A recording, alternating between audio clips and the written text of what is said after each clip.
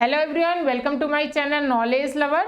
आई am Manisha. मेरे छोटे भाई बहनों, प्रिपरेशन कैसी चल रही है? सबको बहुत ज्यादा एक्साइटमेंट होती है, जो भी पढ़े तो वही क्वेश्चन पढ़े जो पेपर में फंसे, और पेपर में वही फंसता है जो रिपीट होते क्वेश्चन, जो प्रीवियस ईयर में जिन्होंने बहुत अच्छे से क्वेश्चन कर लिया, उसे समझ लिया, उसके पैटर्न को जान लिया, तो अगर थोड़ी भी चेंजेस करता है पैटर्न, जो सॉल्व करने का तरीका, समझने का तरीका वही रहता है। अगर डिजिट हो गया, जैसे मैथ्स ले लो, और लेटर हो गया, तो फॉर्मेट अगर आपको पता है, थोड़ी भी चेंज किया आप लिख सकते हो। ये सब चीजें तभी पॉसिबल है जब आप इंपॉर्टेंट क्वेश्चन, इंपॉर्टेंट फॉर्मूले, इंपॉर्टेंट लेटर्स, इंपॉर्टेंट ऐसे सब कंप्लीट करते हो। तो यहाँ पर मैं कंप्लीट करवा रही हूँ इंग्लिश के इंपॉर्टेंट क्वेश्चन, ठीक है। तो मैं स्टेप बाय स्टेप एक दो वीडियो में पूरे इंपॉर्टेंट क्वेश्चन, मतलब 2-3 वीडियो में शॉर्ट शॉर्ट वीडियो के साथ मैं आपको पूरे कंप्लीट करवाऊंगी इंपॉर्टेंट क्वेश्चन जो एमपी बोर्ड में आने वाला है, और जो एनसीईआरटी के भी इंपॉर्टेंट है, आने के चांसेस हैं, उसको भी करवा रही हूँ। सो जरूर वीडियो को लास्ट तक देखिए, काफी यूजफुल है। तो आज मैं डस्ट ऑफ स्नो की जितने भी इंपॉर्टेंट क्वेश्चन है वो कंप्लीट कराऊंगी। जरूर इसे लास्ट तक देखें, काफी इंपॉर्टेंट है। पहले मैं थोड़ा सा एक्सप्लेन कर देती ताकि कैसे भी क्वेश्चन घुमाए तब भी आपसे बने। तो इसको जान लो, जो रॉबर्ट फ्रॉस्ट हैं इनके राइटर, उन्होंने इसको एक्सप्लेन किया है छोटे से पोएम में, उसी के क्वेश्चन बना देता है, लाइफ से रिलेट कर देता है। पोएम को थोड़ा सा जान लो। द वे अ क्रो, जैसे कि कौवा, सोक डाउन ऑन मी, झकझोर दिया था मुझे। द डस्ट ऑफ स्नो, किससे, जो कैसे झकझोरा, उसे हिलाया पेड़ को, तो उसके जो उसमें स्नो था, मतलब बर्फ के जो छोटे छोटे टुकड़े थे, बर्फ के जो धूल थे, वो उसके मतलब समझो कि कंधे में गिरने लगा, ऊपर गिरने लगा, तो वो क्या, उसे झकझोर कर देता। मतलब एक होता है ना, क्या हुआ है, ऐसे वैसे फीलिंग आती है, वही कहलाता है। फ्रॉम अ हेमलॉक ट्री, किससे, हेमलॉक ट्री से। हेमलॉक क्या है, एक ट्री है जिसके धतूरे का ट्री ऐसे ही बोलते हैं कुछ, तो वो जहरीला होता है, उसमें छोटे छोटे वाइट फूल होते हैं, आप देखे होंगे। तो वही ट्री से मतलब उसके ऊपर गिरने लगता। मैं ऐसे ही ले ली हूँ एक पिक्चर फीलिंग के लिए। Has given my heart a change of mood, जो कि वो आ रहा था अपने जैसे दुनिया में अपने दुनिया में खोया हुआ कोई हो, और अचानक से कुछ ऐसे बर्फ गिरने लगे, चाहे वो कौवा गिरा या कोई भी, उसमें अंदर से फीलिंग अच्छे से चेंज हो जाता है, मीन्स मूड चेंज हो जाता है, कुछ पार्ट लाइफ में जो भी चल रहे हैं उसके वजह से। And save some part of a day I had rued, ये जो है क्या कहते हैं, मतलब इस पोएम में दिया हुआ है। अब इसके क्वेश्चन देखेंगे, ठीक है। जो भी इंपॉर्टेंट क्वेश्चन मैं वही अभी ले रही हूँ, 3-4 जो इंपॉर्टेंट क्वेश्चन है। तो ऐसे ही मैं आपको अब लाऊंगी नेक्स्ट वीडियो में पूरे, मतलब हर यूनिट के इंपॉर्टेंट क्वेश्चन 5-6 करके मैं पूरा कंप्लीट करा दूंगी 2-3 वीडियो में, और समझाऊंगी भी अच्छे से। तो क्या है, what is the dust of snow? तो पहला क्या है, what is the dust of snow? तो डस्ट ऑफ स्नो का मतलब क्या होता है? क्या होता है डस्ट ऑफ स्नो का मतलब होता है धूल के कण, ठीक है। क्या होता है, धूल के कण। तो डस्ट ऑफ स्नो क्या है, व्हाट डज द पोएट से हैज चेंज हिज मूड? मतलब जो पोएट जो थे, जो कवि थे, उन्होंने क्या बोला कि उनके मूड को चेंज कर दिया। देखते हैं, चलो। द डस्ट ऑफ स्नो, अब देखो कैसे लिखने का तरीका, आपको तरीका भी बताऊंगी ताकि ना भी आए तो आप लिख पाओ। थोड़ी बहुत मीनिंग तो पता होगा तभी लिख पाओगे, अब बिल्कुल नहीं पता तो क्या। तो the dust of snow means the fine particles, ये है फ्लेक्स ऑफ स्नो, ठीक है। मतलब एक मीनिंग लिख दो, द फाइन पार्टिकल्स, ठीक। ये बस याद है ना, आर का मतलब होता है अथवा।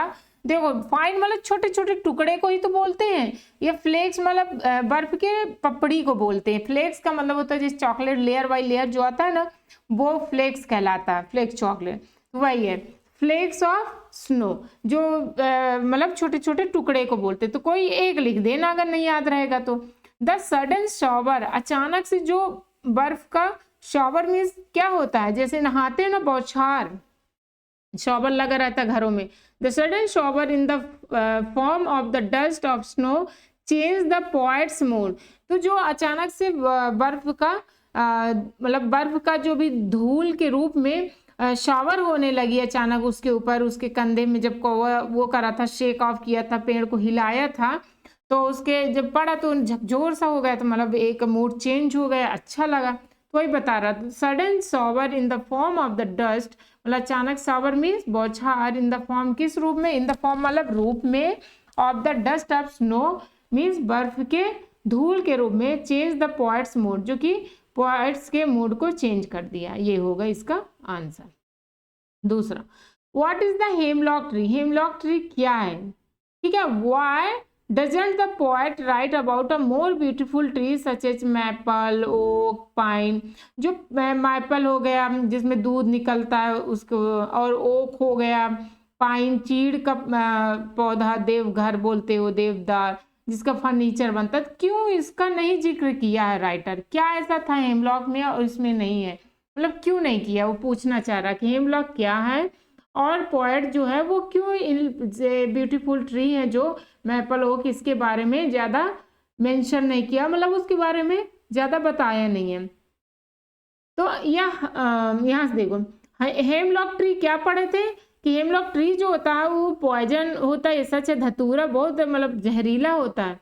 Tree is a poisonous tree, ठीक है, क्या होता है, पॉइजनस ट्री होता है, विथ वाइट फ्लावर, देखना वाइट फ्लावर रहती है, गांव घर में बहुत रहता है रोड की साइड, तो इसलिए the poet does not choose beautiful tree. अब देखो आपसे नहीं बनता ना, हम बताएं, हेमलॉक ट्री, यहाँ से क्वेश्चन उठाओ, हेमलॉक ट्री इज, जो टेंस में इज है ना, इज अ पॉइजन ट्री, इतना हो गया, विथ स्मॉल वाइट फ्लावर, यहाँ तक लिख दिया, ठीक है, यहाँ से यहाँ याद कर लिया। दूसरा क्या है, direct he avoid doesn't, the poet doesn't, poet यहाँ से लिखा करो और जो वर्ब हो वो यहाँ पे लिखा जाता है, हेल्पिंग वर्ब। तो the poet doesn't write about a more beautiful tree such as ये दिस, ये डायरेक्ट ये लिख दिया, the poet doesn't choose beautiful tree, या नहीं याद आती ये लिख देना, बस खत्म। ये चूजन, उसने चूज किया किसको, the hemlock tree, to present his mood and feeling, जो उसके मूड और फीलिंग को प्रेजेंट किया था, ठीक है, मतलब अच्छा चेंज किया था, क्योंकि because the hemlock tree change his mood, तो यहाँ पर, ठीक है। तो कुछ क्या, जब आप याद करते हो कोई भी, तो आप मेन पॉइंट को ऐसे याद कर लिया करो, जब मेन पॉइंट को याद कर लो कोई भी पोएम में या लेसन में, ठीक है।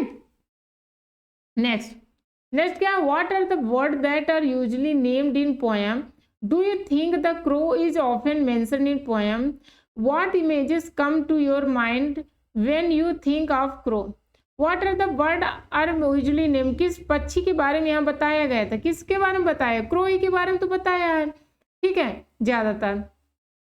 Do you think the crow is often mention poem में कहा गया है, मतलब ज्यादा मेंशन है। व्हाट इमेजेस कम, तो आपके अंदर क्या इमेज आता, माइंड में क्या चलता है, क्या सोच रहे कि कौवे को यहाँ पर लाया गया, क्यों लाया गया, ठीक है। अब क्या है, Frost represent nature in a very different way. अब देखो फ्रोज जो है, फ्रोज रॉबर्ट जो इनके राइटर थे ना, रॉबर्ट फ्रोज, इन्होंने क्या किया, तो फ्रोज प्रेजेंट कर रहे हैं nature in a very different manner, जो नेचर होता है, प्रकृति होता है वेरी, और इसको याद कर लो, 3 नंबर आने के चांसेस है, इंपॉर्टेंट क्वेश्चन है और लॉन्ग क्वेश्चन है, ठीक है, तो इसको जरूर अच्छे से याद कर लो, क्योंकि क्या है, इंपॉर्टेंट है और लॉन्ग क्वेश्चन है।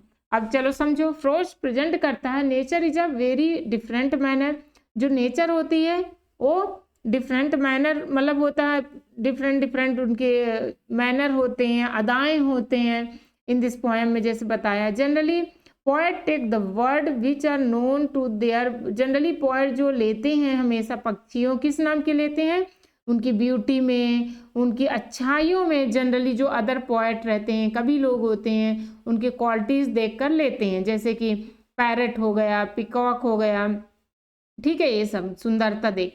लेकिन इसमें क्या, words that are usually named in poems include sparrow, birds और होते हैं जो जनरली यूज किए जाते हैं, जैसे कि पोएम में स्पैरो, मतलब ये कुछ हो गए जो ब्यूटी और गुड को देखकर, क्वालिटीज को देखकर, कुछ होते हैं कि इनको लिया जाता है, sparrow, swallow, nightingale, peacock, ठीक है, मोर वगैरह ये सब।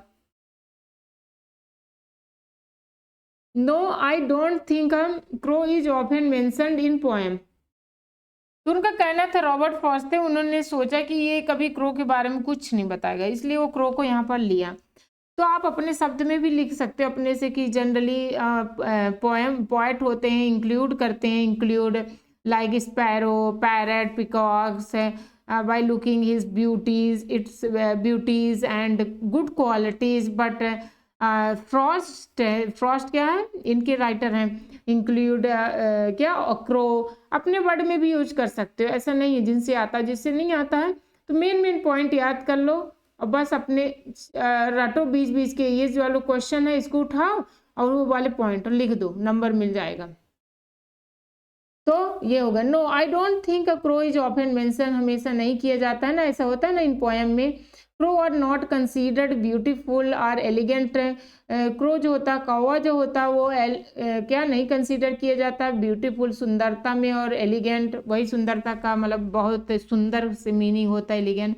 लाइक सम अदर दूसरे पक्षी जैसे, they usually bring to mind negative, हमेशा बोला जाता है ना कौवा जो होते हैं निगेटिव माइंड्स इमेज छाप छोड़ते हैं, डर पैदा करते हैं, इवन डेथ के बारे में कहते हैं, जब कौन ज़्यादा करता है डेथ का क्रिएट कि कुछ ना अनहोनी होने वाला, तो ये सब दिया रहता है। इसलिए जो रॉबर्ट फ्रॉस्ट उन्होंने यहाँ पर इंक्लूड किया है क्रो को और उसके बारे में बताया।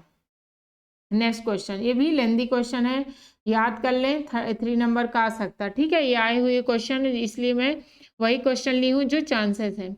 What do the crow and hemlock represent, joy or sorrow? What does the dust of snow that the crow shakes off a hemlock tree stand for? तो क्या बोल रहा है, what do the crow, क्या करता है crow, and hemlock represent Joy और सारो, कैसे रिप्रेजेंट करता है हेमलॉक और क्रो, जो ये पेड़ है हेमलॉक का, धतूरे का, और कौवा जो है वो क्या रिप्रेजेंट करता है, जॉय और सैरो का, sorry. What does the dust of snow, तो वह क्या करता है डस्ट ऑफ स्नो, बर्फ की बौछार, that the crow shakes of, जो हिलाता पेड़ को, हेमलॉक ट्री को, जब वो खड़े रहते हैं उसके नीचे से रहते हैं, तो जब स्टैंड फॉर मतलब वो खड़े रहते हैं तो क्या करता है, इसी के बारे में लिखना, ठीक है। चलो, कि उसके वजह से क्या फीलिंग आई उनको जब कौवा ने उस पेड़ में बैठा था, हिलाया उस बर्फ के वजह से, ठीक है, ये बताना आपको। The crow and hemlock tree represent sorrow and depression felt by the, and what do the crow hemlock represent, क्या करते हैं, जॉय की सारो, तो सारो ही रिप्रेजेंट करते हैं कि जॉय है, सारो ही हम लोग भी देखते हैं। एक तो धतूरा ही जहरीला हो गया, और क्रो जो होता है वो क्या होता है, क्या होता है, ये होता है सब बोलते हैं ना कि दुख का कारण है, कौवा चिल्लाए तो क्रो एंड हेमलॉक ट्री होता है represent sorrow and depression felt by the poet in this materialistic world, जो इस मटेरियलिस्टिक मतलब दिखावी दुनिया में यही फील किया गया है, पोएम भी फील किए हैं। The dust of the snow, जो बर्फ की धूल होती है, the symbol of nature Joy, और जो डस्ट ऑफ स्नो होती है वो क्या बताती है, खुशी, हैप्पीनेस, एक अच्छी ताजगी, एनर्जी।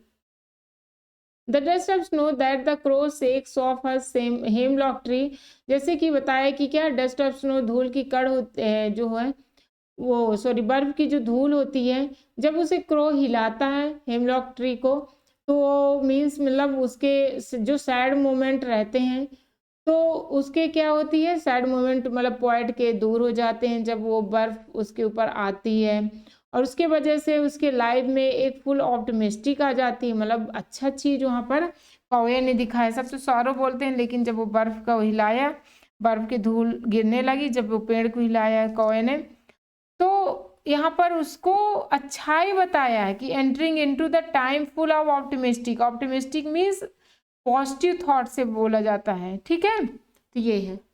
नेक्स्ट, क्या what is the message for us in our hectic life with reference to the poem Dust of Snow. Hectic life में इससे क्या रिलेट करते हो, क्या रिलेट करते हो, सिंपल सी बात है, डस्ट ऑफ स्नो जो होता है पॉजिटिव वाइब्स देती है, जॉय देती है, ये नेचुरल मतलब नेचर होता है जो कि हमें जॉय देती है, ये सब। तो the message for us in our hectic life, देखो जब क्वेश्चन लिखा करो यहीं से स्टार्ट कर दियो, द लगाओ यहाँ से स्टार्ट।